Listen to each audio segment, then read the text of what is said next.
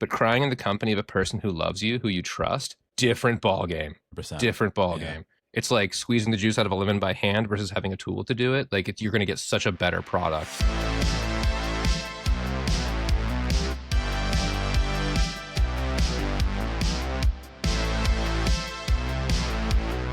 John, Daniel, so good to see you. Likewise. Good to see you too, my friend. Such a goddamn week, hasn't it? I would say so. Yeah, I checked. Yeah, it is. It's one of those, right? I thought maybe it wasn't a week, but it actually turns out it actually is. Total week. Yeah, totally. Totally. Well, John, I need a picker-upper. You got some good news for me? I do. I really, really do. I have some of the best news you're ever going to have. Now, I know every day you wake up and you say, I can't live with the mystery anymore. I have to have answers. Yeah. And I have the answers for you. Allow me to pull up something that will change your life. I assume you all are very familiar with this already. You don't need me to show you because you check it every single day. But if for some reason this is new to you, let me show you. Allow me to introduce you to the Chicago rat hole. What? This is the Chicago rat hole. It's a hole in the shape of a rat. And the theory is when they were making this part of the ground, a rat from Chicago fell into it and he died. And this is his corpse where it lives. The rat hole, aka the cement angel, aka Splatitouille, often is visited by many people in Chicago, and they offer tithes, including coins, estrogen pills, just all kinds of stuff. People come and they check on the rat hole. This is a real thing. And as scientists do, they say, "You guys, are we tired of working on incredibly serious all the time?" They were like, "Yeah, that's a thing scientists have said many times, for sure." Yeah. It actually does come in at the end of the story. But a guy named Seth Magel at the Lincoln Park Zoo in Chicagoland, if you haven't been, go, said, "You know what, y'all? I think I have good news. I don't think it was a rat at all. I think it might be something else. I think it could be something that survived the fall." And evolutionary biomechanist Michael Granatowski and his colleagues were like, "All right, let's science it up." So they made a big study and they got 50 museum specimens and they did all this to avoid size bias and other things. And as it turns out, at the end of this exhaustive study, there's a 98.67% probability that the rat hole, aka once again Splatitouille, was either made by an eastern gray squirrel or a fox squirrel. The odds about 50-50 between those two. There were some other kinds of squirrels, but it's probably a squirrel. And then they did some more stuff. A lot of this is pre-existing research, but you should know it, dear squirrel enthusiasts at home and people concerned about the rat from rat hole fame. Squirrels be falling. Squirrels fall all the time. And urban squirrels have 4.5 times the rate of healing from fall injuries compared to rural squirrels. Also, everyone at home, go ahead and try that. Rural squirrels. Try it out. Rural squirrels. Rural squirrels. Was the name of the podcast until they got mad at me, but I wanted to shoehorn it back in. Anyway, there was even a tree near the hole that they suspect was where the leap was from. So the odds are, a couple of things. The tail of squirrels is insignificant for the purposes of falling as a contact with the ground. It does help with the dispersal of, air resistance, as did the big squirrel poofiness. If you don't know about squirrels and falling, I can do this forever, but I'll stop for now. But there's a reason that you see just the outline of the tail because a squirrel's tail is very thin and it would go up from there and it wouldn't make any imprint.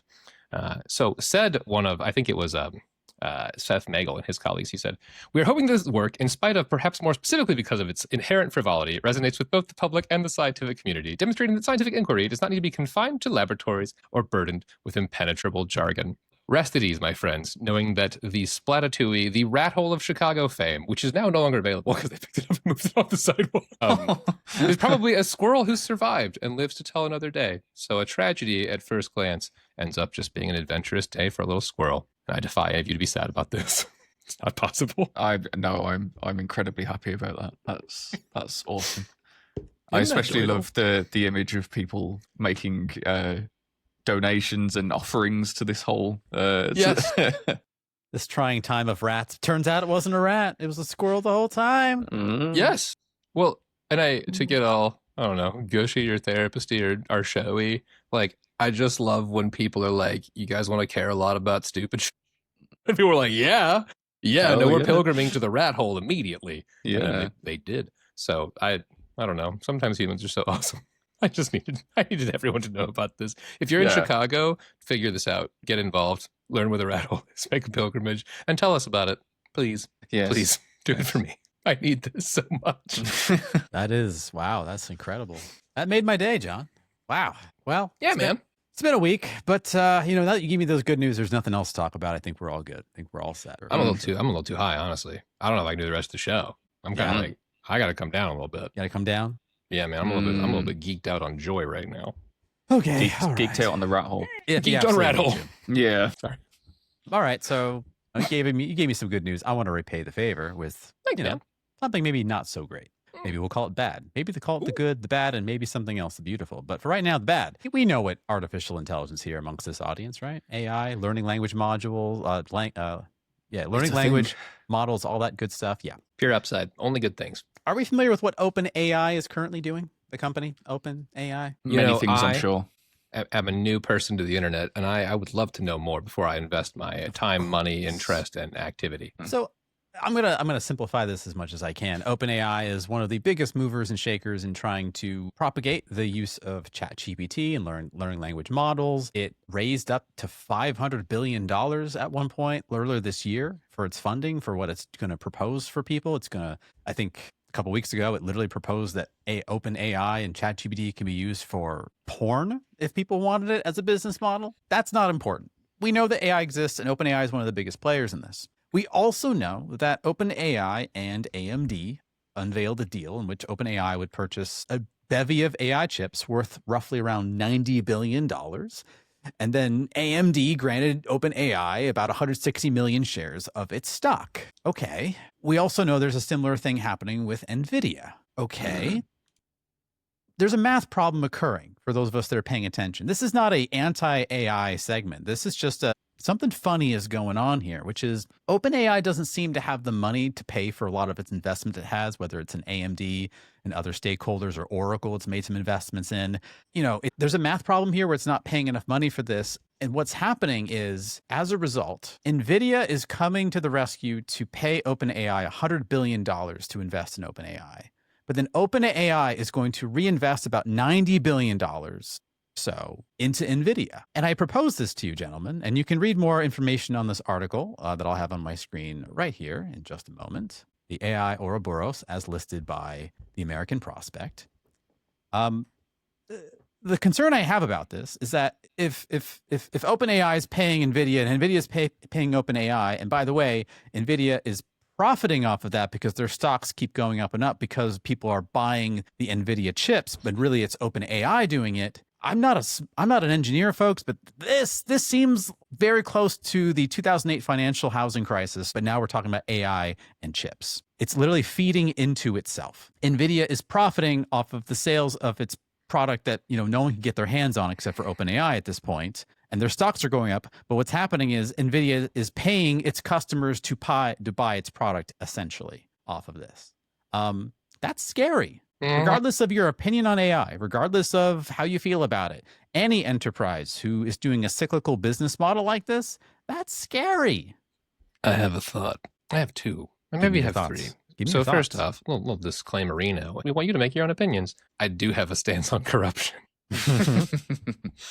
I'm for it. No, that was simply a jest.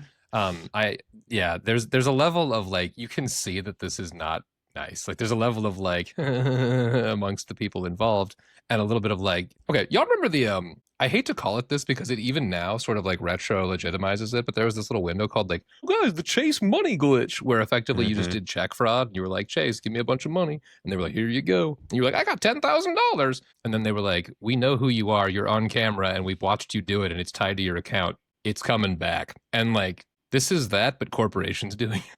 Yeah.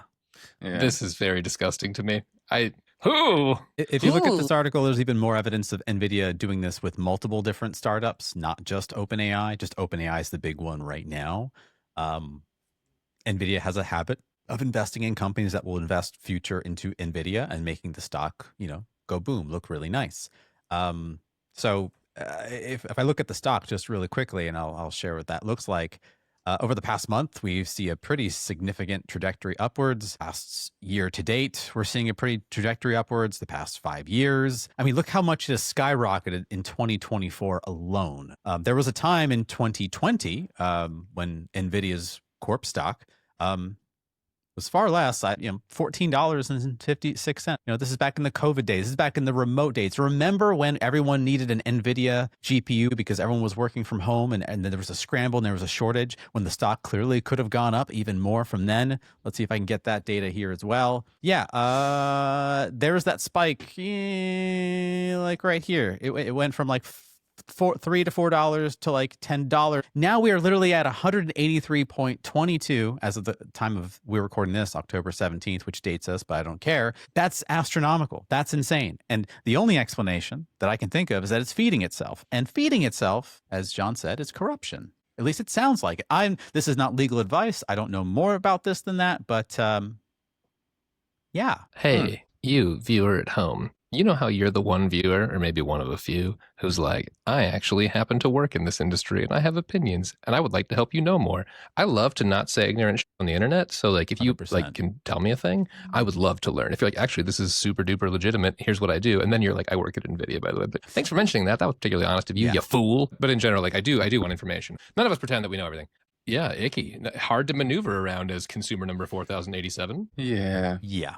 So I share that not to, like I said, it could be that everything's all fine and dandy, but it certainly looks funny from the outsider. I point that to highlight to other people who might not be paying attention to it, just to keep an eye out. But John, it wouldn't be fair of me to say any of that stuff without offering any kind of call to action, which is be mindful no matter what, no matter how great and promising any new technology, any new enterprise, any new startup, be mindful of how fast things might grow.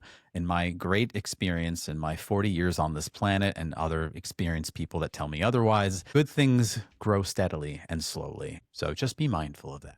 Whenever you see something that seems to be too good to be true, whether you're an investor in this kind of thing or whether you're an enjoyer of this kind of thing, ask yourself that question. So sorry to bring us down, but you asked me to, so I did. I did. This is a self-inflicted wound, and I'm grateful for it. Also, our goal with the negative stuff, because we're going to share it, because it's important to talk about things. It's never to do dooming. It's to get people talking and to get people moving. So I also would love people to talk about what they are doing to counteract whatever, to get investigate whatever, and be mindful. Capitalism can do some really fun stuff, and it makes some really cool video games and shit like that. But you choose how you interface with it. Don't let it tell you what to do.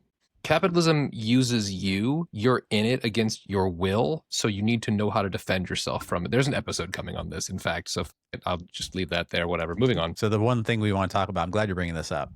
When you are in capitalism and you're a player in capitalism, ignorance just removes your turn. And we are going to encourage all of you to get your turn back, whatever that is, in whatever capacity power you have. So when we inform you of these things, that's literally all that we're doing. We're not trying to doom you, not trying to excite you, not trying to make you feel bad about anything. Just, hey, here's what's happening. Just so you know, this is happening. And what would you like to do about it? Here are your options. Make sure you are more informed, because it's a very popular thing right now to bury our heads in sand. And sometimes we have to when disaster strikes. I'm with you. I get that 100%. But I think we're now nearing a time when we should just be aware of some of these issues that are going underneath the radar. And that's where we come from. Dear viewer, I wanna, or listener, I'm not here to judge or assume. I want to first off give a shout out to Daniel, our editor-in-chief and overlord at large, who will have to be splicing some shit together, because this is going to get mildly tangential, but it's really important that this is included somewhere in this show. In the same vein of talking about the challenging things, we are aware that you can turn on the internet and go to any show and be like, well, bad, and like you can get the same, CNS response and feel and be afraid. That's not the goal. Our plan here at ZD is 100% are on the same team. Let's be aware and let's do some shit about it. We don't know all the answers. Obviously, we're just some dudes. But I feel like as a team and as a fucking human race, like I think we can kind of get together and move some shit forward. So this is never meant to be alarmist. And that's our promise to you. We're not here to be sensationalist and scary and shit. We're here to help you navigate it and tell you that we're with you. I failed miserably in getting us back on track, but maybe Daniel can show us something beautiful and talk to us about something lovely and wonderful. I hope he's that way. We have news from the Atacama Desert in Chile, where this desert is considered the driest non-polar place on Earth. Driest non-polar desert on Earth, I should say. 0.08 inches of rain. 0.08. 0.08. 0.08. What? Right. Okay. Oh, it all comes back around. It all links right back in. Incredibly arid, incredibly dry place. As you can imagine, does not look very colourful most of the time. However, 2025 has given us a beautiful gift. One of very few beautiful gifts that 2025 has given us so far. However, those gifts I am more than happy to share with you. So I have something very beautiful to show you from the Atacama Desert. This is the result of far more rainfall in 2025 than they were expecting. And it has given us this. Oh my God. Oh, wow. So That's this, a desert. believe it or not, is a desert right now. I shouldn't say right now. They could potentially be gone by the time that you hear this. However, yes, this is what the Atacama Desert looked like after all of these little seeds that had sat, laid dormant in the ground for however long, just waiting for that rain to fall. And it finally did. And it gave us this. We're seeing a field of some kind of purple wildflower. Oh, wildflowers, yes. There are over 200 different types of seed believed to be just scattered beneath the surface, kind of just hanging out, just waiting for their time, waiting for their moment. And the time was finally right. And this is the result. And I think it is gorgeous. That's beautiful, man. It is. It's wonderful. It's like beautiful, like just like as a picture, but with the context of like, and this is hell. Like there's nothing here. This is a place of waste and emptiness. Also now flowers and magic. That's extra fun with fun on the side. Yes. Yeah. I love this. I agree. This is beautiful because it goes back to a point that I say so many times in all my workshops with people is nature finds a way. Nature just finds a way. Literally, usually. As a life finds a way. Yeah. As the great Goldblum would say. Uh-huh. I just thought it was very, very pretty and lovely to see that there's beauty to be found even in the most harsh circumstances. 100%. And if you think that's a metaphor for feeling good about yourself in hard times, it's not, and you should get over yourself because we're not like that. We're not poetic at all. Yeah, it's literally about flowers. You thought there was some hidden meaning, some sort of clever segment? Cheesy, yeah, corny. No, we're professionals here. I'm just showing you some damn flowers. You make of it what you will. We're here for the clickbait only. Yeah. Boom, got them. Yeah, we all know that the algorithm loves wildflowers. Welcome, folks, to the Zero Dot Podcast. I'm Sam. I'm John. I am Daniel. And we're here to let you know that when things are dark, that's when you're most human. And today we're talking about salt water. Let's talk about that. John. Okay, so the leaky face. Sometimes, you know, you kind of fluids. There's the one for the dissolving, and there's other one a little bit here for like the catching. And then this one just comes out, and it's my favorite one of the three. Starting strong on this show. We're saying things I don't regret so far, which is cool. Keep it going. I do want to talk about crying from a couple of perspectives. One, because I like it. Stay tuned on that one. But I want to talk about why people don't like it first, because I think that's where we should really get moving. First off, man, we were jumping right into the deep end of the pool. There's a piece with crying. We're filming this in multiple locations, parts of the USA and also across the pond over in the UK, as I believe. We are. I don't know. Maybe a Daniel, our editor, can chime in here a little bit insofar as the stereotypes. Were they different over there? But I would sort of be surprised if they were significantly. Crying often seen as a sign of weakness, failure, something going wrong, something being too much, somebody cries, you say, "Okay, it's okay, don't cry." And that's all.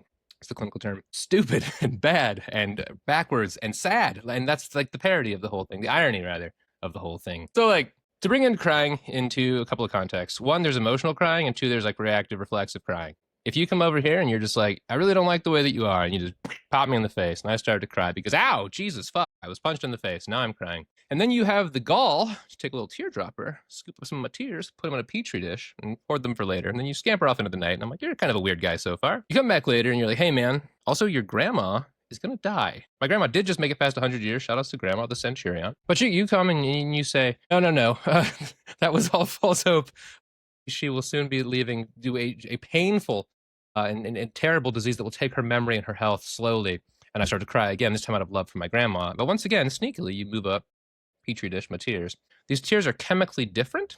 The latter tears contain a stress hormone that the former do not, because tears are a way to let go of some of the actual stress we have in our body. It's a healing mechanism. It is to use a video game term, it's like your white health. It recovers if you let this out, if you get to feel your things. And if you don't, it doesn't, and you kind of maintain stress you wouldn't have otherwise. So from just a purely biomechanical standpoint, it's really, really healthy. So John, I think that's It's really fascinating when you talk about the different kinds of tears and how they're chemically different, especially when you're talking about emotional tears. From what I'm understanding, and this is probably really dated information, ophthalmologists think there's like 3 basic types of tears. The basal tears, which is the actual just basic lubrication of our eyes that deteriorates over time as we get older.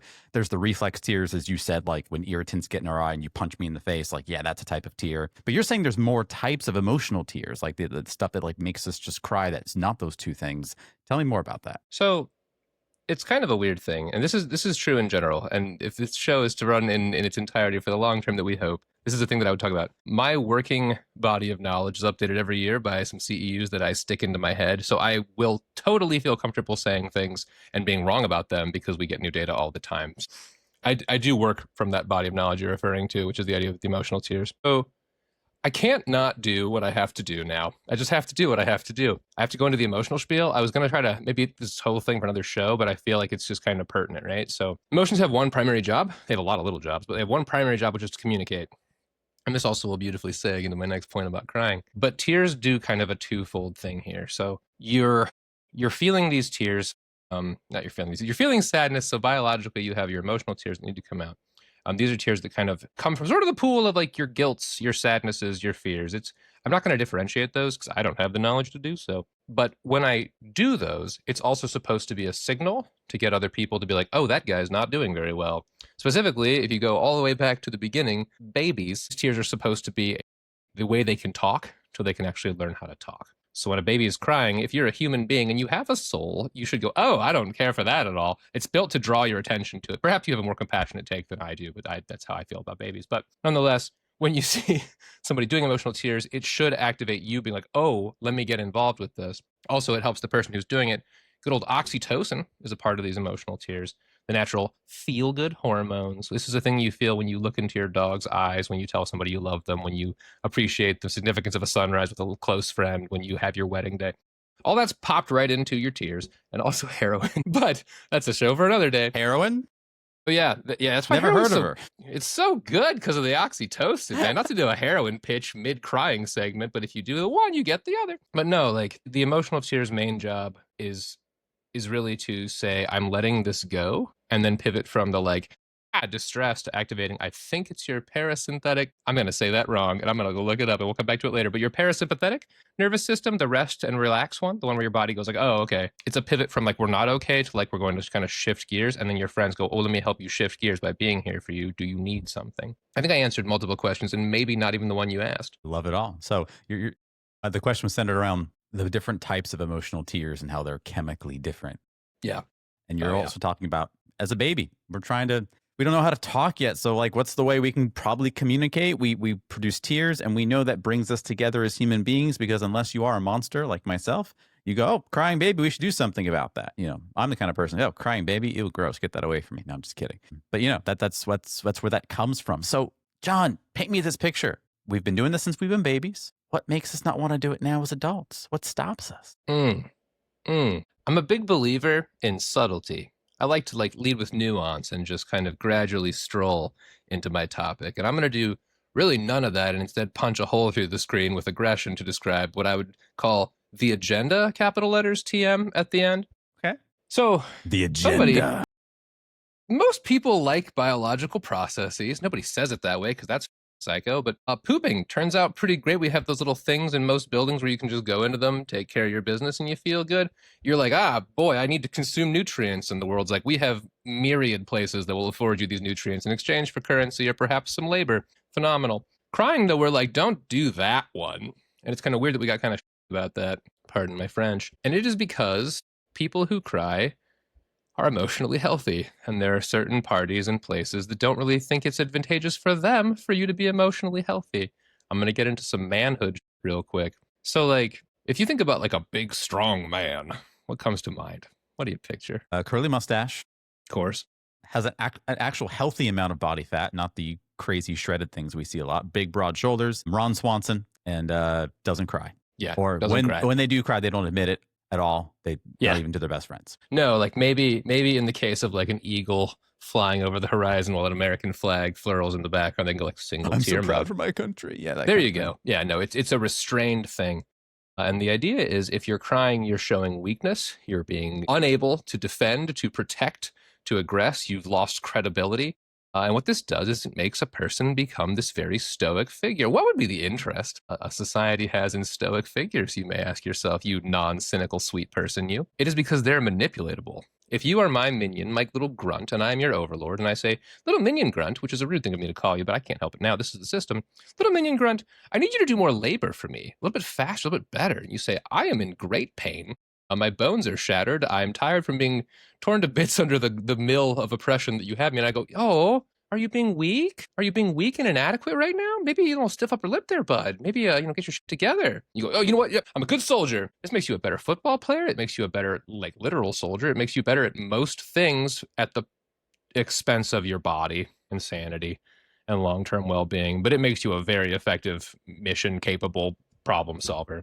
And if I'm the big top dog, I don't really care about that other shit as long as you're getting what I want done. So I've taken that away from you. And by going and saying, hey, man, you know how the system hurts and everything's bad all the time and we're sad? My friend who is also under the yoke of oppression goes, nah, you, what? What are you talking about? I'm much tougher than you. And then you're like, oh, it's real? Ah.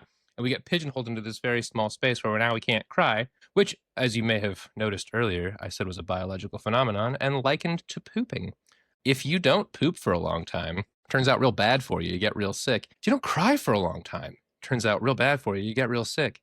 I'm gonna do, if you have a thought to hop in with, by all means. Otherwise, I'm gonna quick go to some stories from my professional experience. So yeah, go for it. I've been a therapist for 13 years, a little longer actually, if people who don't know that about me. And I've had a lot of folks I've worked with, incredible people. And for the purposes of any stories I share here, everything will be anonymized, HIPAA approved. I'm not going to share anything that would get anybody in trouble, specifically me. But I've known plenty of folks who have had trouble crying, and it is because their body starts to build up, to keep it short, schemas, neural pathways. Your whole brain becomes very reluctant to crying. And when you get close to that edge, people show different emotions. We're doing a lot of emotions today. I've decided it's just going to be an emotion conversation in addition to crying, because you kind of can't have one without the other. There's a thing called anger. Maybe you've heard of it. It's one of the cool emotions. It's one of the ones we like here in the States. I was about to say, I feel like anger is appropriate. It's okay to be angry. And I think sometimes instead of crying, people have replaced, because the human brain cannot think of a nothing. It can't think of the absence of a thing. It's like if I say, hey, don't think of the word elephant. You've now all thought of the word elephant. We can't do it, but we can replace things with things. So instead of crying and we tell you can't cry, anger's fine. Be angry all you want. That was a goated seg. That was a very good seg into my next point, which is beautifully done, because you're exactly right. Anger is what's called a secondary emotion. Now, the new school will tell you that they're not secondary emotions, and they're wrong and stupid. So lean to the old conservative ways, contrary to everything else I say at all times. No, but anger as a secondary emotion means it steps in front of the other emotion and protects you from it. If, say, we can use a sports metaphor, right? If I'm a fan of a certain football team from Chicago, and they were, say, really bad every year for my entire life, say for 2, and I was like, I'm never going to get to see that team win a championship. I'm going to live my whole life and be sad. I could be vulnerable about it, but as per the previously mentioned discomfort, I could also be like, these goddamn refs are blind. What the f am I going to do that? That feels good. Even pantomiming that to you right now, it feels charging. It feels good. It's fun to do. But the problem is, it kind of puts you in battle mode. Humans are very funny. I'm going to talk a lot about this. Humans are monkeys in shirts, and we didn't really get more evolved. We just wear shirts now. And anger is cool for 2. You can fight a dude. There might even be a second thing. There's not a lot you can do with anger. So if the anger comes out and I do the anger and I express the anger and I go to the gym and I work out the anger and I do this all in a healthy way, the sadness is just now? Can we? No? Okay. All right, cool. And he waits. And this leads to a concept that it's a term that I use. Feel free to tell me there's an actual clinical term someone out there, and I'll be happy to switch to that. I actually won't, because my term's more fun. But it's your sadness bill. You have to pay your sadness bill. And if you don't pay it, the company who collects it, which is called your body, just is all right, cool, we'll catch you next month. Both months will be due, though. And they will do this, and they will do this, and they will do this. To tie all my threads back together from that previous comment, when I have a client who hasn't been able to cry in some time, it's often really scary, because they can feel the pressure behind the pipe, and it's going to come out, and it feels A, naughty, B, weak, and C, I won't be able to stop. A couple of quick pieces of good news. One, the naughty thing, I can never state this in a way that feels sufficiently good to me, but the naughty thing fades inside of 45 seconds after you express your emotion. If you can get through that initial piece and you can see the person who receives it be like, I'm here with you, I get it. Like I'm doing a bad thing that changes really quickly. I want people to know that because you have to be really brave to do this. But afterwards, there's this big wave of like, oh, it's okay. The there's fire a hose trust thing required, right? The Yes. person needs to have trust that, yes, they're going to feel this for about 45 seconds, whatever clinically the number is. Eventually, the other hormones are going to kick in so hard, it's going to go away. And there's a huge level of trust required for that. Absolutely. No, you nailed it. There's a huge piece here that will be floating around this show forever if we keep talking about this kind of thing, called an emotional steward or emotional stewardship. This is the person who you bring your emotions to, and it is a science and an art. The science is you have a specific series of duties to do, which is to show, I see this emotion. Is this emotion? You're safe to do it here. That's the whole job. The art is how you phrase that and present that to the different person and the different levels of distress or their experience. If you have a good emotional steward, the sadness kicks right off into the self-soothing stuff. It's like, oh yeah, that must be really hard. That sounds really easy to say, because it kind of is. But if you can position yourself in that way, like, you can really help a homie out who's in pain. It makes a significant difference. To the fire hose part, I'll be real with you. That part's hard. It is going to come out really, really hard. There's a person who I worked with. I adore this person, and they did very well, and they're done with treatment, so shout outs to them. But they could not cry for the longest time. And then when they did end up crying, it was very cinematic. Like, they were like crying and into their hands. And I said, are you all right? And they nodded silently. And I said, like, do you need a hug? Which is a risky therapy. We'll talk about that later. But they said yes. And I hugged that person, and we just sat there for like 20 minutes with them just crying. I admire that courage that person showed so much on that day. That was like a huge deal, because that 20 minutes of crying, while it might seem extreme to somebody who has, regular emotion output, that was like 30 years of not being sad. They were cracking the seal. It's a big, big deal. I'm crying as I'm tearing up as you're expressing this story. I can just imagine someone in that position. Yeah. Well, and that's the cool thing about you is that means you have empathy and you're a good person. You're a functioning member of society, because you can, and this is the beauty of crying, right? Is like when you go to a sad movie with people who are like also there to enjoy that experience, you get to feel this together. Okay, all right, it's episode 1. Let's get completely unhinged. Let's just jump off the rails here. Come with me on a journey to CJ Day. This is a real thing in my life. So my friends and I watched a show called It's Always Sunny in Philadelphia, and we have 2 episodes that are relevant here. There's Charty McDennis, where they play a board game they made up themselves, and they have Mac Day, where everyone has to do what Mac wants them to do for a day. So my friends and I, grad students that we were like, let's do that. So we made this game, and I will skip you the details, but know that I know what cat food tastes like. I've sat on a brick for an hour. I've done a lot of really degrading, painful things. Never won the game. But if you do win the game, you get to have a day where people do whatever you want all day. My friend CJ is a god at the game, and also a beautiful art house man, his words. And his plan for our day was, he was like, all right, here's what we're going to do. We're going to get together, and we're going to watch sad movies for 8 hours with pauses for wine and reflection. And we did. And we watched the Alzheimer's movie, the War, Death, Love movie, we watched Her with Joaquin Phoenix, and we watched It's Always Sunny, Sunshine, Spotless Mind, the Jim Carrey one. And everybody there got to cry about something in the company of people who loved them. And I cannot tell you how good of a day that was. I went into it like scared and angry, and like also I lost the game. But like, we do that annually now, because it's that healing of a thing. Admittedly, it is an insane sales pitch of like, you want to be incredibly sad for 8 hours, but we want to be sad with people who love you to relieve that pain and to feel good together. That's a really powerful pitch. And that's why I celebrate that day. And I talk about CJ Days because like I consider myself very fortunate that I have friends with whom I can be emotionally vulnerable, including the people who I'm talking to right now. And if you don't have that, in case any of you who ever hear this don't have that, like, you deserve it and you can have it. It's not too far gone. Every human wants this. Every human wants this. And it's scary to admit that sometimes, but also like, that's because of toxic you didn't ask to believe. Yeah, we could do an entire tangent on why the self-help industry, of which my industry is Venn diagram tangentially related to, is horrible, because it makes the assumption that, or no, it tells you the lie that, no, you got to do it all on your own.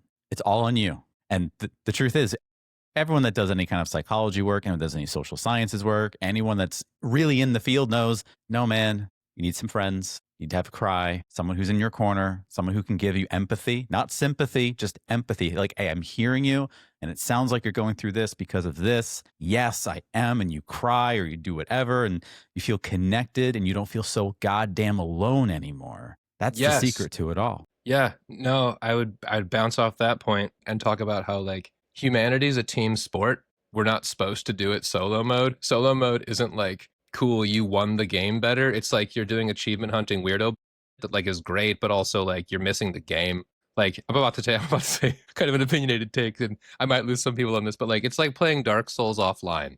None of the messages, none of the involved. Like Right. it's the game, but you're missing the best parts of the game. And in humanity mode, actual real humanity, humanity is a term in Dark Souls. I'm losing myself, but in real life with actual humans, there's a reason that isolation is the greatest punishment in a prison, because like the hardest of the hard, like they still do not want that. Your brain struggles without just somebody to bounce things off of, to have that connection. And it's while I'm bringing up fun little tangents, there's this common misunderstanding, though perhaps less common now as the world has gotten a little bit better at mental health in general. Introverts and social anxiety, not the same. Introverts are people who need downtime to recharge. Also, like the loosey-goosey bro science of introverts, extroverts is kind of its own conversation, but we'll leave that for later. But in general, some people prefer to be alone for greater periods of time. Completely valid.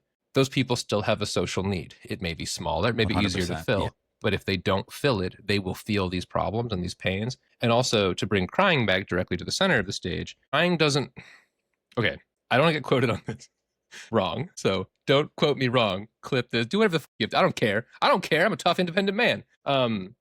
Crying alone doesn't work is the oversummative version. Like, it doesn't do nothing. If you're crying in your car, listening to a banger song, feeling some feelings, that's really good. That's actually totally great. That's healing. But crying in the company of a person who loves you, who you trust, different ball game. Different ball game. It's like squeezing the juice out of a lemon by hand versus having a tool to do it. Like you're going to get such a better product. And you're going to feel so much better. And also, the person who receives your crying, if it's done in a loving way, y'all are close now. That is a bonding thing. Humans, that's like one of those we tangent within tangent. It's actually a really high EQ skill, but like giving each other in a playful way with people who understand it and both agree to it is like actually a really like build things closer. This is the flip side of that coin. That's like the rough around the edges side, and that's like, no, but I'm here for you though. And having both of those things within a relationship creates this incredibly deep, powerful thing. And Americans specifically, but I'm sure people across this fine world of ours, are depriving ourselves of the latter half of that. And if you just do the bantery, pushy, fighty, you start to like resent people. It's a thing. You have to make room for sadness. It's a core emotion. You have to be able to feel that. You do. It should be non-negotiable. It should just be like, this is part of the human experience. You have to have space for this. And it's like sleeping, eating, going to the bathroom, exercising. This should be non-negotiable. Hi, listener / viewer. I hope you're a viewer because I'm making very meaningful eye contact with you. If you're a listener, imagine that right now. I would really like it if you would engage with me in some sort of viewer engagement situation, because it would make me feel very good. And I hope it would make you feel good. I want to make you feel good. But also, I'm a dirty little podcaster, and it would help me if you would come to some of the links perhaps below, because there you could engage with the other content that I have for you. Content just for you and anyone else who will pay money to us. It's on Patreon below. Yes. And I would talk about that specific context too. And that, like, if you're a little baby and someone's like, hi, little baby, you're pooping your diaper. And you're like, sure am. That's appropriate at this time. They're like, not for long. Go to this toilet. Sit there. Now we'll do potty training stuff. That's pretty cool. You know, they teach you to do emotions. Coin flip. It's your parents. Your parents will demonstrate emotions to you. And if they do an awesome job, you're like, all right, cool. That's what we do. And if they don't, you're like, hey, first graders, I didn't pick this one up. Like, what do we do? And then you're just kind of piecemealing whatever you can see, which is problematic depending on where you can be. There are different places in the world, and in some of them, the cultures are this and this or that. And you'll see people who are more or less able to have emotions. And if you are raised by parents who can't do it or won't do it or aren't comfortable doing it, and then you go to a culture or a place wherever where people aren't comfortable doing it, you start to be like, I don't know that I get to do this. And human brains also, neat feature. And by neat, I mean like devastatingly stupid. Awesome. Human brains are the best, but you have to know how to drive them because they're very clunky. You have to, at some point, gamble and break the norm and just see how it goes. And those moments are very significant. If the people who you're around early when you try to be vulnerable discourage it, you lock that in. A thing that happens to me all the time. I work with incredibly high-powered professionals of all kinds of jobs, you know, engineers, doctors, lawyers, judges, you name it, right? And they will be people who have radically more powerful brains than I do. They're genuine geniuses. But they'll go to this place of like, and now I'm going to admit to a soft feeling. I'm going to sit with it. And they biomechanically can't. Or people with trauma, they'll go to do it and they'll just kind of like lock up in place. Not because they want to, not because they chose to, but because this pathway hasn't existed for them. And they have to kind of like, you know, like a river grinding through stone over time. Like you have to just kind of wear your way into being able to do it. It's hard. I get the luxury of working with really smart, some of the smartest people in the world, folks that are on the cutting edge of the miniaturization of computer chips right now. Like these guys, they're smart. You talk about an emotional thing with them, they're very eager and they want to understand the emotional thing and they want to be better at handling that stuff. But it's so clear they don't have the toolkit, and they don't have the toolkit because of either their environment, what they grew up with, or it's possible there is something hardwired in their brain that we don't know about quite yet. But I mean, you're right. There's like a what? Like there's a glitch that just happens in front of them when you try to broach that door with. Okay. So one of the things that I just wrote down right now as proof of concept is engineer brain. Engineer brain is a clinical term that I made up, but I use regularly.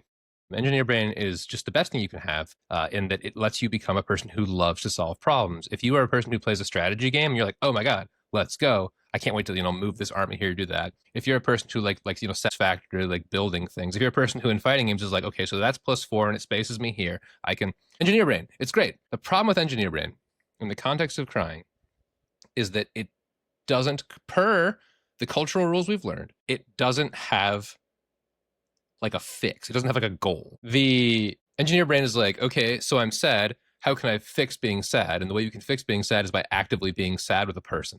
And it feels very masturbatory because you're like, okay, I'm being sad. Is it done? And like, that's not how that works. And if I say the most pretentious thing and I lose any sort of scientific prevalence, you have to give yourself it. You have to like be in the sadness. And that's a very abstract concept. Yeah, I call it sitting on it. You got to sit on it. Yes. Oh my God. So if you ever choose to be a therapist, you will learn that there will be people who have strong opinions about what you can and can't put in your notes. And a lot of the that is like just practically true doesn't translate well to clinical notes because like sitting with is like, it's a very real thing. We'll talk more about amygdalas another time, I'm sure, but like that's how you train an amygdala is you expose it to a moderate level of distress and then it just stays at that level of distress until it accommodates. Emotions are kind of the same thing. So with engineers, engineer brain specifically, which you could have it not be an engineer, you have to find a way to teach your brain either by this sort of like psychoeducational information, also by just like finding ways to like make this part of your identity, which we can talk more as well about, to see like doing the emotion as a solve. Like this is me taking care of myself. This is why you stretch at the gym before you lift. This is why you like have the, the protein shake after you lift. It's all just like taking care of yourself. Okay. I got one more thing I want to say in this same rant. It's another barrier to crying that I would be remiss to not bring up during my spiels today. Which is depression versus sadness. Chances are, if you're a person watching a mental health based or related show, you've experienced some flavor of this or know someone who has had some depression at some point. For instance, ya boy, I lost 7 years of my life to this and I was just like a shell. I didn't get any help. I didn't go to a therapist. I didn't go any meds. I just raw dogged it like a goddamn American man. It was terrible. Learn from my mistake. Don't do it this way. If you, 1 second additional plug, if you ever see a therapist and you're like, I don't think this is working for me, cool. Don't see that therapist anymore. That's okay. Therapists aren't a representation of the field. They're a representation of their skill set. This is really important to me because I heard a therapist when I was a little young boy and they were like, here's a bunch of shit about you that's wrong. And I was like, cool, this is fake. I'm out. And that was a terrible thing. Back to the main point that I'm running away from too quickly, just getting on about other things, is depression versus sadness. People who've had depression develop a fear of sadness because they don't know what it is, because we've inherited our understanding of sadness from culture, from parents, from whatever we talked about before. And depression is like the start of sadness and then none of the relief. You just go to feel bad and then you're like, well, I guess that's it. So then you start to feel like, oh, a sad thing. I can't look at that. I can't do that because I don't want to go back into that hole. Yeah, the blinders, right? Yeah. Oh God, it's so fucking scary. And you'll see a person, I see all the time, I work with people who have depression. They come in for depression. We treat depression and they get better. And then they experience grief, maybe a breakup, maybe a pet passes, maybe something like that. And then I'm like, man, that's pretty sad. And they're like, yeah. And you can like see the gate trying to close. And you have to help these people understand. And if you're a person who's in this position, like know that you can do this and it does work and it will be okay. You're not supposed to say that as a therapist, but in this case I can. Because it won't be the same. If you do sadness with a person and they receive it well, it isn't the depression like everything's your shit, things are terrible. You know what I did, Sam? I told a lie. I said I was going to say one more spiel. And I'm doing a second spiel ad because it's really important as well. We were talking about prior to the show yesterday, the difference between guilt and shame. And this is the thing that I would say to all the neurodiverse homies specifically, listen up on this one. Right? Shame and guilt get used a lot like they're interchangeable. And they are not. They're different things. Guilt is a behavioral facilitator. If I see a child and he has a candy bar and I'm bigger and stronger, I hit the child, I take his candy bar and I walk away and I now have a candy bar, I have won. But because I am a human with empathy, my brain goes, that was bad and you shouldn't do that. You need to make amends to this child. So you go back and you say, first of all, child, here's your candy bar, here's the second candy bar. I'm very sorry. I'll report someone to the police because that was actually like, kind of up at me. Bye. Good. Guilt did its job, right? Hooray. Shame is different. So say you do the same, child candy bar, smack, take it on. Then you go back and apologize, turn something to the police, you serve your time. But shame doesn't have the same message as guilt. Guilt says, we should change this thing that's bad. And shame goes, you're the thing that's bad. It's you. You're what's bad. And you're like, how do I change that, shame? And shame goes, you don't, you dumb piece of shit, you garbage. Just stay low so you don't do this again. The stink, it's right there. It's a stain, right? So there's this thing that'll happen, and this is like a whole other show, but I just need to touch on it in this show ever so briefly. Neurodiverse folks, ADHD having folks, autism having folks, people with any sort of, just like a differently abled brain, which is a term with connotations we'll talk about later. But we'll do like a thing, for instance, like there's a very ADHD thing where you're like, oh, you had this experience? Here's my experience with that thing. I'm relating to you in this way. And then our brain goes, I'm monopolizing. I'm doing a bad thing. That is shame. That is openly shame. It is not guilt. What you are doing is using your brain in a way that works for you, that people who are like you will understand and value. And you're doing a good thing. But you have been coached psychologically, internally, externally for years to be like, I'm a piece of shit. There is no solve. So, my neurodiverse weirdos, the way you live is valid. The way you live is okay. Don't let shame tell you. Here's how you differentiate shame and guilt. This is the cookbook tool of the day. Welcome to the Electric Meat Cookbook, where we give you one tool for your recipe book. We'll work on the phrasing, but that, there it is. So the shame versus guilt test is you say, okay, let's think of a thing that I've done that would cause me to feel shame or guilt. I paid someone to inflate my account in a fighting game. I had somebody play my account up to a higher rank than I could earn on my own. If I feel guilt, I could say, all right, cool. I'm going to tank the points back down. I'm going to do it the right way. And if I have shame, I'm just a big piece of shit. So the difference you can tell, the way you can ask yourself is there value accordant action? This is the John phrase of all time, value accordant action. Can you do a thing that your values would say, hey, this is how we do this? If you ever have a situation where there is no value accordant action, the odds of it being shame are extremely high. Because if I'm a piece of shit, I'm like, okay, well, I got my points back down and I'm working back towards it myself. Well, how can I feel better? And the little voice in your head goes, well, you still did it, you loser. Why the would you do that? That is shame. It's probably depression, if I'm being honest with you. But you can't reason with it. It doesn't have an objective. Well, it does. I'm wrong. I shouldn't say that. Shame's objective is to keep you so low you never feel bad again. Right. Depression's objective is very similar.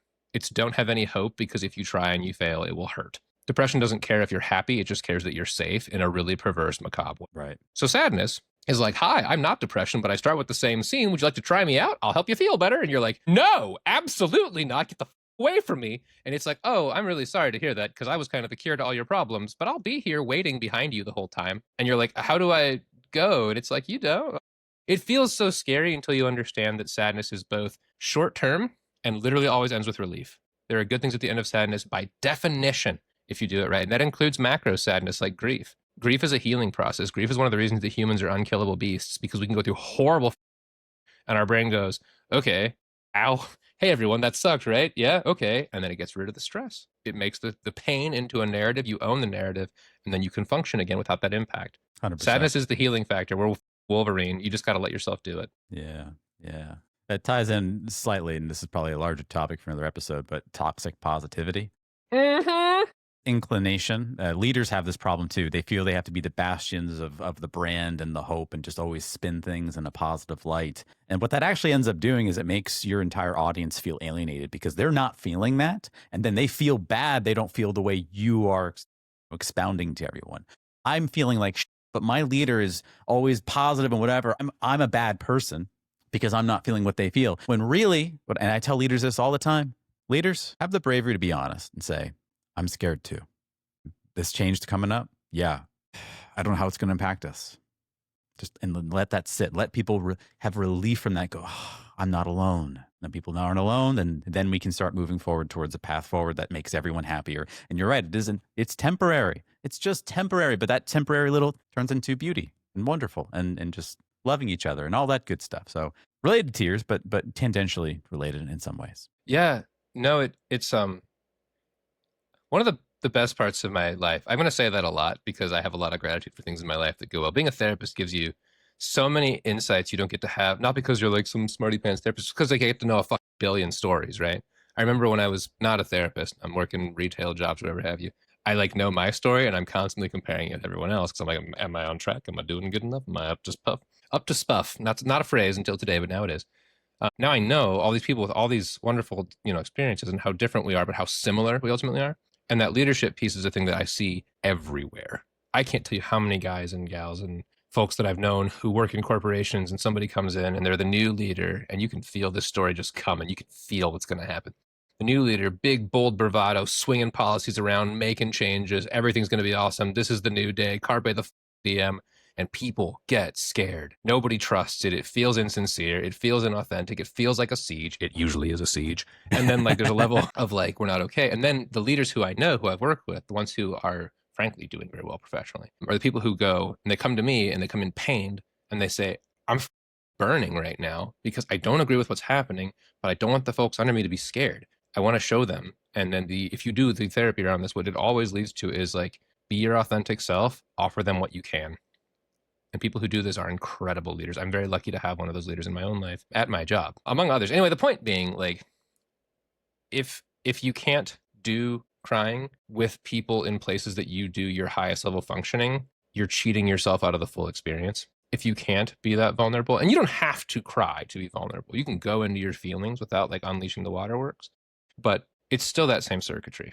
And crying is like, it's frankly just, I mean, I don't want to say it's lubrication because that feels weird, but like, that's what it is. Like, it literally does like help the process speed up and help it be more efficient. I've been thinking a lot ever since you spoke about the communication that happens between a person where the agenda, trademark, happens. And then they try to talk to a homie and get some kind of solidarity with them. And their homie goes, hey, you fucking piece of shit. I'm tough. I'm better than you. And then it becomes this weird competition, which the agenda, trademark, loves, because then they get to have their own people cull themselves for themselves. And it's fantastic. It makes them super happy. But I think about that, and I think about the amount of times I travel across the country and even the world, and I get to talk to professionals of all different types of levels, C-suite, middle managers, frontline leaders, whatever. And I am thinking about one time 2 years ago, I was in San Diego meeting with my engineer group, real smart pants people, right?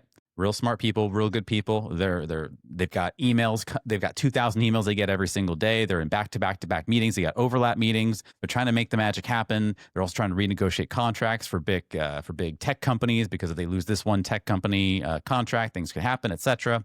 And we get to a place where we talk about change management and how to deal with disruptive change. I'll never forget this one time I was in this class 2 years ago. It's in San Diego, and this lady who was a real pistol, a real shooter, just like real snappy with everything, just started breaking down crying, just sobbing right there in the back of my classroom. And she says, I deal with change all the time. There's no such thing as normal because every day is different. And I'm trying to keep my head above water, and I don't want to let my people down, and I don't know what to do. And I had this memo that I got from the same company I'm working with. It says, just so you know, no touching. Don't touch people. I broke that rule. I touched her hand. I said, I hear you. I'm sorry. Then a couple other people started standing up and talking to her and sharing their story with her. And I got to step out just a little bit, and the people felt connected for a little bit because she was saying the thing that everyone had been afraid to say. That's the power of tears when I really think about it, and crying and just letting that happen. It's painful. It sucks, but God damn it, it brings us together. Absolutely. Absolutely. No, that's a beautiful story. I'm glad that you got to share that. I have academic experiences and professional experiences that kind of go along with that, in that when I went to grad school, they teach you a bunch of stuff about being a therapist, fun therapist piece. Don't ask why questions. If you ask a why question, you immediately f up because you put your client on the back foot. Well, why did you do that? Blame. Pff, there you go. Actually, just not to cut you off, but one of the first things I tell my clients to do, never use the why. Why is a terrible question. Never use it. It puts people on a pedestal. They have to defend themselves. It's stupid. Change the why question to a what question, then we can go. But anyway. Yeah, bingo. No, exactly, right? And these are like little things related to this whole piece of like, there's a delicateness of like using language around crying because you want to do things to bring the emotion out, not to stop and stymie the emotion. And that's where the art comes in. But to go back to my grad school piece, I had a professor, and she was like, and this story is not to diminish her in any way because she rules. She made me the person I am today in a lot of ways. But I remember she taught me many, many things. She was famous for having, quote, a laser eye. She would just see you. She would just know where you were. She was amazing. But one time she said to us, somebody had brought up crying with your client, and she said, like, don't do that. Don't do that. And it was like, okay, talk about that. And she was like, well, this is your client's space. They paid for it. It is a real relationship, but you made it in a lab. And part of the lab design is your client gets to have all the attention on their feelings. Don't take that from them. And I was like, that makes sense. So I'm just beeping and bopping around, doing my career for the next 5-6 years. And then my mentor, I consider her like a big sister professionally. I was talking with her about this and stating what I thought was fact, which was like, yeah, well, you don't want to do that, right? And she was like, no, you can do that. And I was like, say more. And she was like, well, I think that there is no deeper way of showing a person that you feel their feelings than joining with those feelings with them. And she didn't say it quite this way, but I believe this is what she was getting at too. Like there's an artfulness to it. Like you don't want to like hijack the feelings and be like, I'm the sad one now, because like that's kind of rude. But I've had sessions before where I've cried with my client and I've said like, I just want you to know, like, I'm in this with you. This story is so impactful. I'm feeling it. Like I'm feeling one of them right now, actually, as I'm talking about this. I'm imagining a person who like never got validation for like 30 years. And like just imagining that, we could old empathy back in play again, right? Like it deepened that relationship in a significant way. So I think crying in response to something isn't hijacking. I think it isn't or bad. It is a thing that you want to be intentional with insofar as like showing the person I'm here with you. But it crying with someone is like a very powerful thing. It's a very healing thing, both neurochemically and just like anecdotally. Like it feels good. Really good. Yeah. Oh my God. I'm gonna tell you a 1 second story. It's longer than that. It's like 8. Maybe you can time it if you want. Here we go. I saw a movie called Everything Everywhere All at Once, which I would talk about anytime, anywhere, any day, forever. It's the best movie I've ever seen. Literally. Spoilers, it's heavily related to the significance of kindness and choosing kindness. And I remember I was really struggling in my life when I saw that movie. And the person I went to see it with, and I went to the car afterward, and no one said anything for 5 minutes. We just sat there crying. And I said, I think that was like the best movie I've ever seen. But like just being in that space and sharing those feelings of like vulnerability, like it's I don't know. It's a thing that humans deserve by like the blood right of existence. Like just by being a human, you should get to do this. And the world has made it hard to get it. They've made it foreign. They've made it naughty. They've made it weak. This is a fight the power situation. Like find your space into healthy people who you can feel your sadness with. Be brave, be healthy. It's for you. It's yours. Don't let some advertising person take that from you. Well said. That was 58 seconds. Damn it. I was only off by 50 seconds. Classic me. Yeah, what a great movie. I remember when I was a young kid, get semblance into my upbringing with my parental whatever. I had it isn't called this anymore. It used to be called manic depression. Now it's called bipolar. I had someone with bipolar in my family. And then I had a wonderful providing father who was Atlas, just sort of kind of trying to make the magic happen. But in that Atlassian, I'm going to make that a word, Atlassian effort, there was this feeling of just shut yourself down. Just don't have feelings because we have someone in the family who is taking all of the feelings from us. Like, because my father was the Atlas carrying the world for us all, and my mother was the kind of bipolar that if you had any kind of weird emotional anything, she'd pick it apart and rip it apart and all that stuff. So you kind of learned how to have a stone face throughout most of your life. You were very tipping on toes for things. And then all throughout that, because I was a kid, of course I'm a kid, at least that's how I thought of it. My dad would just say, you're just a sensitive boy. You're sensitive. And like put it in like a spin, like it's a bad thing. Like I'm more sensitive than other people of my age, even though he didn't know other kids. He just knew his 2 sons that he had, me and my brother. He was comparing myself to him. So that gave me the semblance of like, don't have emotions ever. Don't show emotions. Sensitivity is bad. And it wasn't until much into my adulthood that I realized sensitivity was actually a superpower in many cases.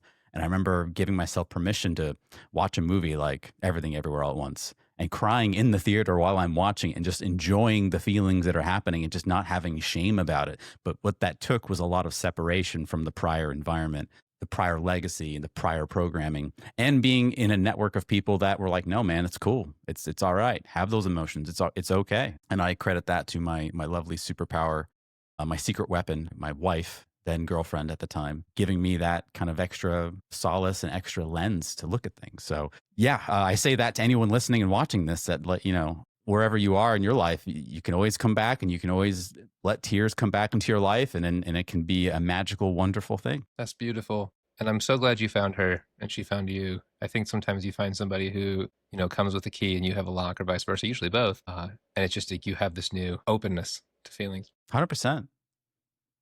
What's interesting?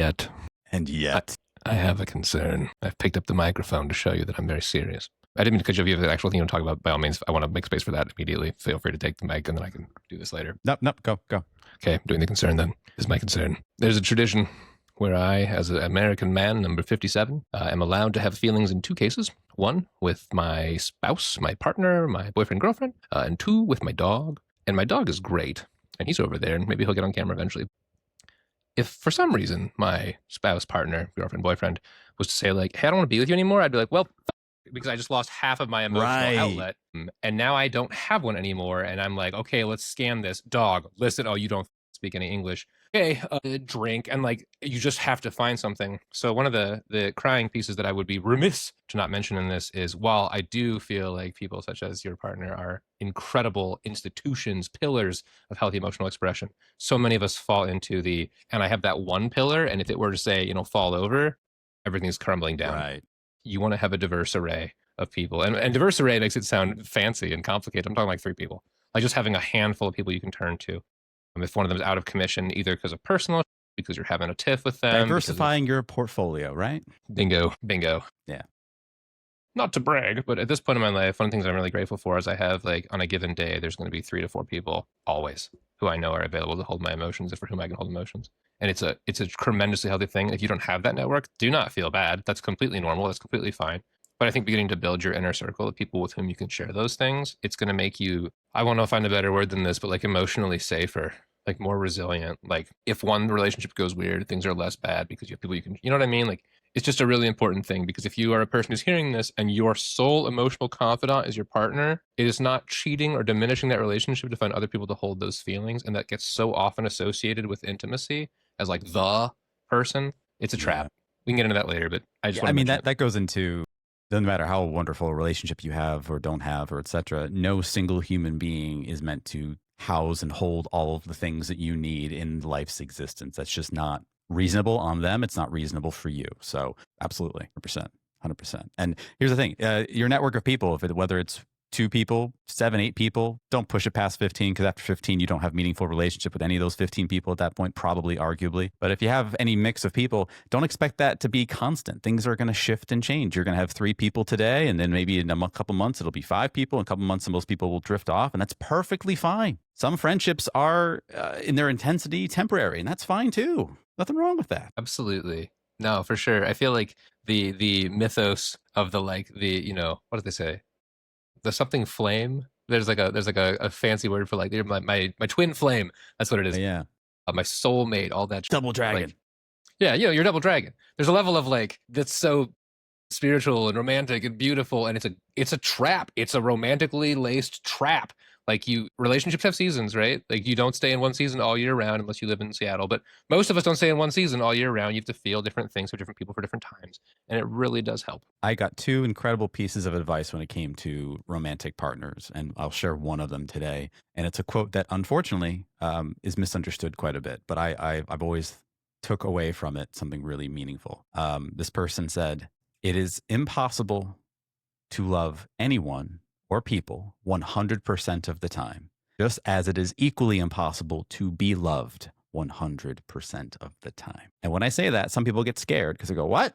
No, we are human beings. And because we have this engine in here and it's making us do things, sometimes we're going to push on the universe, push forces on Earth, and it's not going to be friendly and people aren't going to like it, but that's okay. It's okay not to be loved 100% of the time by someone, and vice versa, as long as you allow the same for them and you always come back." And that has always helped my framing of allowing myself not to ever not putting all your eggs in a basket, because you do want to take that leap of faith and you do want to put all that trust in, but you know what I mean? Like, you just have grace for that. No, for sure. And also a plug for a future episode. Like, you can't have one person that always loves you, and they're the person listening to this right now. It's you. That's like a thing. It's not like a cute little thing that we say. Like, self-love is an actual thing you can build, and it's real, and it's the most stable one because you can control that player in the game. And it's just, I'm like a huge advocate of this, and it also helps with crying. So look, I tagged it to the thing we're talking about. What a good speaker. Nice job. I do want to offer one other segment when it comes to the element of crying in the workplace. In the workplace, again, Agenda TM. You're not allowed to cry because Agenda TM doesn't want you to cry. And you go to a workplace and everyone's either toxically positive, which is one thing we've already talked about, but you just get this feeling like, people just have their head down, they're serious, they're very task-oriented, very task-focused. You might hear that the bosses are allowed to get mad and scream and do things, but you as an individual contributor or even like a middle manager aren't allowed to do that, etc. And I want people listening to this to know that some of the best workplaces are places where they have a healthy relationship with emotions. For instance, there's a cutting-edge chip manufacturing company that's literally number 2 in the world right now. And they have a rule, and the rule is every meeting they have, they go with, "Okay, how are you feeling emotionally first?" Like, they literally go around the room and have everyone express their feelings. And you can literally say anything. You can say, "I just had a day. I'm really in a pissy mood and whatever." I said, "Got it. I hear you, Gerald. I'm sorry that's happening." Okay, now Jim. And then everyone just shares what they're going through, and then they go through the practical stuff. And you might think that's weird, but you know what? It works. In another fashion, some of the best leaders are the leaders that always make sure that they have a door open specifically for you to have feelings and vent, and whatever is shared in that room stays in that room. And that leader is that way because that leader doesn't say anything about what happened in that conversation, right? You have a really bad day, and I'm like, Jim, I'm really frustrated here. Here, come in my office, close the door, and just lets you vent, rant, get mad, be upset, cry, do whatever. Okay, I hear you. Absolutely. What would you like to do about this? I don't know. I just needed to vent. I think I feel better now. And they walk off. The door's closed. Someone says, hey, what was that about? None of your business, right? Those are the good leaders that do that. They give space for those emotional situations. And they don't view emotions as a negative thing. They view emotions as necessary, in fact, because if there weren't emotions, then I'd want a robot, and I don't want robots. That's why some companies are all fans of the AI thing. That's a wholly different episode. But if I want human beings to do the work for me, which is what I would want, emotions come with it. And emotions are the driving force to things. For those of you that are listening for the first time, we are literally filming this episode the day after we just picked the name for this podcast. It took a long time for us to think of a name, but one of the driving forces for us to come up with the name was, how did we feel about it emotionally? How did it hit us? And I'm really proud that that was the process that we chose for that. So, I mean, crying, tears, it's good, man. It's good for business. It's good for you as a human being. It's good for everyone. So, John, I want to ask you, if you were king of the world, what could we change to let crying be more normal? That's a really good question. I'm first of all struggling to immediately not use my power for corruption because, as we know, with power and corrupt, it's like a one-to-one thing, and I can just suddenly have everything I want. But if I restrain myself, so my answer is going to be more annoying than useful, I've realized, and I'm sorry about that, but also it's the way that I am. The trick with crying is it has to come from a place of safety and authenticity. So if I was like, my first thought was like, well, we'll make crying time. Like, just have crying time. We just do it. You kind of, I don't know, like cry. Like if you can do that, cool. You're an actor and you're brilliant at it. But for most of us, you have trauma probably, but yeah.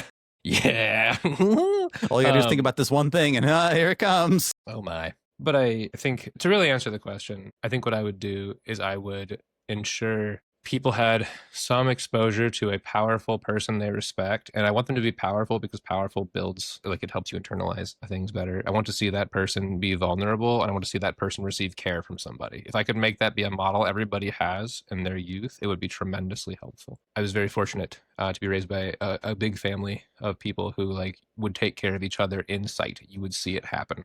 And it was modeled again and again and again. So even when I would see other models of like, you fall over, you get the like rub dirt in it, get up, don't be a. There's a level of like, yeah, that is incongruent with the previously established data. I didn't talk that way as a child, but internally, like you run through that system. If you have an answer to that though, Sam, I would love to hear it. If you have a king of the world idea. I asked you because I was curious what your answer was. I'm not really good at thinking like a king because just like you, hubris is a real thing, and I try not to give into that as much as possible. I have a track record in my professional career many times of being offered keys to a proverbial kingdom and walking away from it because I know I shouldn't be the one holding that seat. Someone else should be. But in any case, if I were to answer that question, I think actually one of the things that might really help is if everyone has some exposure and some role and some responsibility for the children of the world. What I mean by that is, people have children. People choose to have children. People choose not to have children. That's totally your choice. That's fine. But wouldn't it be really neat if when a baby comes into the world, it's not just the parent's responsibility, it's the community's responsibility to take care of that child.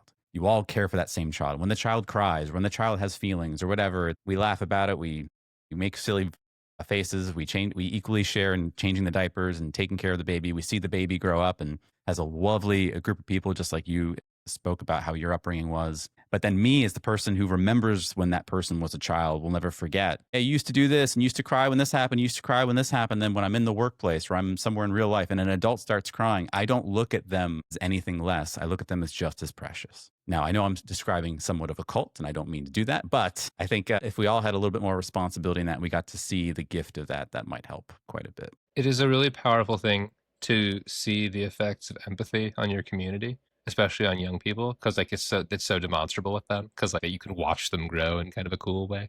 And I say that as like a person with no children, with no intention to necessarily have children, but I am an uncle, and I'm a therapist, and I'm a dude on a street with people around me. Like you can still find that even if you don't have your own, like it makes a difference. Yeah. My friends, they live 2 miles away from me. I just walked to their house this morning, and they just had a child a year ago. 1 year birthday's coming up, and it's definitely, it's seeing the child when they have emotions and they're happy, and seeing them when they're crying and they're trying to communicate. They're a 1-year-old, so they're just starting to begin to learn to say like da da, like they're starting to mouth words now instead of doing the crying thing more. It makes me then go, when I'm dealing with a situation and emotions are intense or high, there's a common phrase people say, "Oh, stop being a baby." Well, hold on. We're all babies. Our brains, they're the same. The baby just has a certain toolkit, and we have a different toolkit, but we actually all are kind of the same on that emotional center in that particular capacity. But in some cases, the baby's more honest. You know what the baby's going through. As we become adults, we get really good at masking things. So that's what I think about now, and I'm grateful for that little gift that I get. Here's a question for you, John or Daniel. Are either of you familiar with the artist known as Rosalind Fisher? Much as I'd like to be now. She's a photographer. She's an award-winning photographer. She has a book called The Topography of Tears. What she did is she took people and herself crying at different parts of people's lives during different things, and then she saved the petri dishes of them, then zoomed in on the microscope, and they all make really interesting different patterns. And I thought I would share some excerpts from that book. Let me see if I can get it on my screen here, because it's beautiful. Fun. Let's see. Yeah.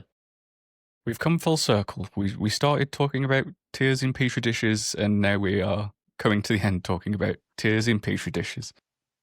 So these are the basal tears. These are the basic the tears that just kind of keep us alive and keep our eyes happy, whatever. Then check this out. Tears when crying from an onion in a petri dish. Huh. Tears when crying from grief. Those look sadder. Tears of laughing until I'm crying. And I'm thinking about these images. I'm thinking about what you said, like if I took literally the cells of the tears of all these different moments, they have different chemical compositions to them. Tears of change. Don't know what that means, but it's interesting.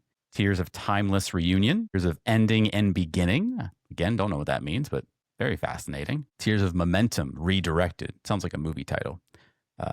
Looks like mountains actually from up top. Tears of release. What kind of release are we talking about, boys? But who knows? Tears of possibility and hope. These are all just different patterns of chemicals and debris and stuff that's in our water tear ducts that come out when we cry. And that's kind of beautiful, isn't it? It is. We make from an artistry standpoint, it is literally beautiful. Also, Tears of Elation at a Liminal Moment is my self-titled album that I made. No, it's interesting. And I don't know. I have no biologist chops to flex here, so I won't pretend to. But I do feel like looking at those different pictures, there's a level of that does just speak to a different... There's a significance to that I wish I had better words for, is what I'm getting at. Also looks like cities from above pretty consistently every time. Yeah, for sure. Yeah. Crying ain't bad. Crying is beautiful, especially when you zoom real in just like this. It connects us to each other. And I've said this before, and I'll keep saying it till I'm basically dead. Our greatest resource is each other as human beings. So if crying is the conduit to that, then let's all cry just a little bit more. Well, John, it has been such a pleasure talking with you today. Thanks for taking the time to do that. And, I'm glad that no one else got to hear this conversation. It just exists in a void that no one can possibly listen to at any capacity. There's no way that anyone can enlist into a Patreon page and get extended versions of our content. I'm sure there's not at all 90-second clips of our videos and audio bites on social media and any kind of platform whatsoever. And I'm glad that this conversation was just between you, me, and of course, our creeper here, Daniel, listening in the back. Viewer at home, this is between you and me. They can't hear us right now. Those things are wrong. You can see those things. We have them. There's a Patreon link below. If you click it, and I won't tell anyone that you did, you can actually get access to those things. This is between you and me. John, you out. Okay, next time.